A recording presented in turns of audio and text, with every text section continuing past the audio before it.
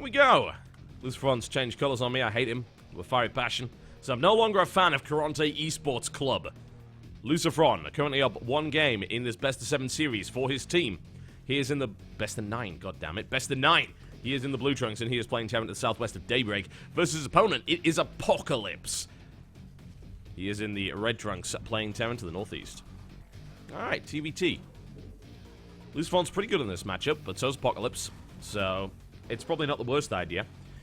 So lately, Luciferon's been kind of killing Zerg left, right, and center. Like, there's been rumors knocking around that he has like something like a 75 to 80% win rate against Zerg.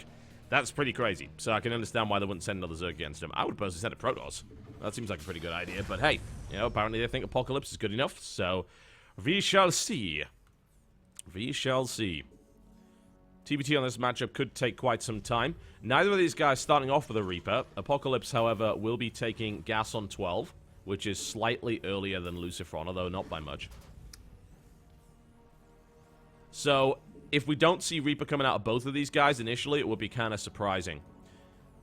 Thing about TBT right now is if you don't open Reaper, then you have to open Defensive Marine, which in itself kind of sucks because sometimes you have to build a bunker depending on how many Reapers come at you. Obviously, a couple of Marines will deal pretty handily with a Reaper, but they've got to sit in their mineral line because that Reaper just leaves and then comes back with full health and eventually will pick away and kill the actual Marine itself. The alternative, of course, being that neither of them decide to go Reaper. We could see a Marine first out, then a Reaper. It's unlikely that we won't see at least one person do it, unless there's some kind of weird mutual agreement going on, because it's such a good way to scout. And you don't really have to pay all that much. There we go. Reaper coming out from Apocalypse here. And we'll see if we're not actually getting one from Luciferon. Alright. Now, the interesting thing about that, of course, is that Luciferon doesn't know whether or not his opponent is building a Reaper. Complete. All he saw was... Interesting. I should fix that. All he saw was the fact that his opponent had a barracks and a Marine. And he'd walled off. Doesn't really necessarily mean anything, although it can also mean you're trying to hide your gas. Factory coming up for both guys here. Apocalypse will probably only... I mean, he could build a second Reaper after this, but it's unlikely. Just going to be one. So he's going to pick at it. So I don't anticipate this doing much damage. I mean, even if Luciferon isn't in the mineral line, he probably won't kill an SCV with it. Simply because it's very easy to bring your Marines back. It depends. If Luciferon pushes out too far, then maybe he loses an SCV or a little bit of mining time, but not really a big deal. So the point of this particular build is just to get some scouting information, really. If you kill something, it's great, but it's very unlikely. Cool thing is you can rush in, you can check if an expansion's going down, which is exactly what Apocalypse does, so, you know, the Reaper's already proved to be useful. Then you can regen your health, do a little bit of damage, and you can eventually pick off a Marine or two. The thing is, once there gets to be this nice kind of critical mass of Marines, it's not really a big deal. But Luciferon's not doing that. He's actually going to float his barracks off. So he's sitting on 3 Marines, and now he's going to build Hellions. Which is cool. I mean, Hellions will kill a Reaper quite handily, too. A Widowmine, on the other hand, coming out for Apocalypse here. And immediately into a starport. Very, very quickly. 1-1-1, right up there. Why does he do that? Well, he's only just taken his second gas, and of course there's no tech lab down here for a swap over. It could be some weird Banshee play, but it may also be a Widowmine drop. That's a possibility. It could be a combo drop. What we've seen from tech lab coming down, so could be anything, really. What we have seen from some players is to combo up a drop with Marines and a Widowmine or 2, because then you can kind of defend the Widowmine, you can do damage, and while they're dealing with the Marines, you get a good burrow position. It's pretty effective. The problem is if you drop, say, 4 Widowmines and it gets scanned and things like that, so either we're going to see a Raven out early, which we might, considering we're dealing with Widowmines, or we're going to see a Banshee. There we go. So Banshee coming out. Some kind of funky 1-on-1. Apocalypse, however, supply blocked here. It's now being dealt with. The infamous scouting barracks is on its way as well, so it's actually going to see everything here. Of course, it's going to reveal to Apocalypse, oh, he's not going to be building any bio anytime soon then. So he can expect to see, well, it looks like we're going to get more hellbat drops actually out of Luciferon here. Defensive Widowmines have been put down for both players. Luciferon with 2. There we go, there's his second one. His opponent only with 1, but pretty sensible to get nonetheless. Luciferon looking to do damage. He'll be able to prevent this going down, which is nice. So that's going to be just a little bit annoying. It may also... I don't know. I don't think it'll force him to reveal the Banshee, honestly. But it doesn't really matter because Luciferon... Wow. How the hell did he not spot that? He didn't go far enough into the base.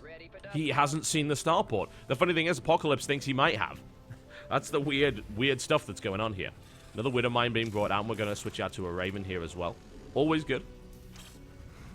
Always good.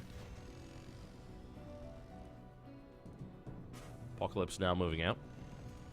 Just trying to deal with these Hellions, which she'll be able to do. One taken down. Second one is probably going to die. It ain't going anywhere anytime soon. Nice little surround and positioning here by Apocalypse. Here comes Banshee. And the funky thing about this is actually going to do damage, at least for a while. There is a Viking on the field. This is an uncloaked Banshee, but you know, some damage is going to be done. Luciferon a little bit slow there with the response time. And as a result, he actually ends up losing 6 workers, 7 workers. I'd say this is paid for itself. It's going to die. He knows it's going to die, but 7 workers and all that lost mining time, especially on the gas, it's pretty important. Luciferon actually needs to get back into that gas pretty quickly. There we go. So, a nice little start here. Currently, 9 workers killed to 7 in favor of Luciferon. Raven now on the field here for Apocalypse as well, so let's see a little bit of a standoff right now. Nice to have this. As I said, Seeker Missile, easier to get. Not as damaging as it... Well, I don't know. It kind of is... It depends how you really view the way that it's set up. They've changed the way that it fires. It still does some nice damage, though. And this is this combo drop I was talking about earlier. But it's going to be immediately spotted. That's the funny thing. It's drop and drop. Medevac's coming in. I don't think Apocalypse actually saw that. But I know for a fact that Luciferon did. Another supply block here for Luciferon for some reason. That's actually a really bad one as well. He's not even... building... I mean, he can't rely on the command center to deal with this supply block. That's kind of weird. Raven now moving into position. And quickly defends against this drop. Shuts it down completely. Only a single shot goes off. Luciferon's drop is in a bad way here. In the meantime, this drop by Apocalypse is coming in. And there are a few things to defend it, although not a huge amount. Widowmine can still do huge damage here if it's borrowed properly. Oh, here it goes. All right, Marines are down. Widowmine's in a weird, funky position here. It could get targeted down quite handily. And it is going to hit. Connects with the hellbat here. Apocalypse is going to be really, really careful with this. Nice little bit of micro. Gets into the main base, but he can't really do much with it, I don't think. I don't know. I mean, he kills this hellbat, certainly. Now he's blinking back. I like this. He's got to be careful, of course, about this particular missile turret. But, hey, more hellbats coming in. They should be able to roast this quite nicely, but he's done yet more damage here. And in the meantime, a couple of hellbats actually make their way through. Decent amount of workers killed here as well. Off goes another Widowmine shot. This will apparently not die. It's not going to die today. So, drops on both sides, being just a little bit annoying. Apocalypse holds his. 16 workers killed to 12, so fairly equal thus far. And both these guys trying to deal with annoying harassment. Neither of these guys actually have a force that is worthy of pushing. Luciferon's building 4 factories on 2 bases here. You know, bear in mind he's already got 1. So he's going up to 5 factories on 2 bases, which is just crazy. That's the kind of thing that I would imagine you'd want to just build a lot of hellbats with. Maybe you can throw in a Thor or 2, but, I mean, on 2 bases, you really have to expand, surely. Another drop comes in. Apocalypse actually defending here with an auto turret. Maybe 1 or 2 workers killed. No real big deal there. Little push coming out here from Luciferon as well. He wants once again to push in here. He's got a defensive or offensive Widowmine. The thing is, there's 2 tanks, so there's really not much of a chance for damage to be done here with a hellbat push. Also getting a Widowmine into the mineral line, pretty much impossible thanks to the presence of that Raven, which is always nice. There we go. Luciferon's now going to take his 3rd base. And we're going to find out exactly what the intention of Luciferon is with this. Reactor, Tech Lab coming down. And then 2 more Tech Labs. So this time we're going for kind of tank-heavy mech build instead of Thors. I like that a lot. Obviously in TVT, tanks are vitally important. Guy with the most tanks is not necessarily the winner. It comes down to positioning. But we will see. Apocalypse on the other hand with a little bit of a more mobile force. Ow! That was painful. Shouldn't have lost that, especially with the Raven there. That was a bit of a slip up there from Apocalypse. Don't want to do that. Needs to keep pushing. Needs to keep pushing. Takes that out. That's been scouted. In the meantime, a drop comes in, however, and this is the risk of pushing out when Hellbat drops are available. We've got Hellbat to the left of them, Hellbat to the right of them, Volley and Thunder, and that's gonna hurt if he gets another shot off. Oh, this is just unpleasant. And we might end up in this weird base trade again. 37 workers killed here by Luciferon. He gutted that main mineral line. He really, really did. Apocalypse has just got to kill him right now. And I don't know if he can, because there's so many tanks. Luciferon's hellbat drops have been especially effective. Apocalypse is pushing forward here. Needs to make sure he doesn't lose too many Marines to those tanks. He's doing pretty well. Can't really take too many more shots, and now he's actually pushing towards this area here. The problem is with the production facilities of Luciferon pushing out as hard as they can. I don't think this is going to do anything. Apocalypse is going to die here. Only one tank remaining. Raven in position here. Luciferon's going to take out this remaining tank, and what does that leave him?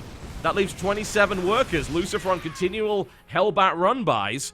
Ends up in a position where he is just so far ahead now. He's on his third base. Little drop here from Apocalypse is very easily handled, and Luciferon is way ahead now. Way ahead. Apocalypse was kind of keeping up with him, but the hellbat drop's just devastating.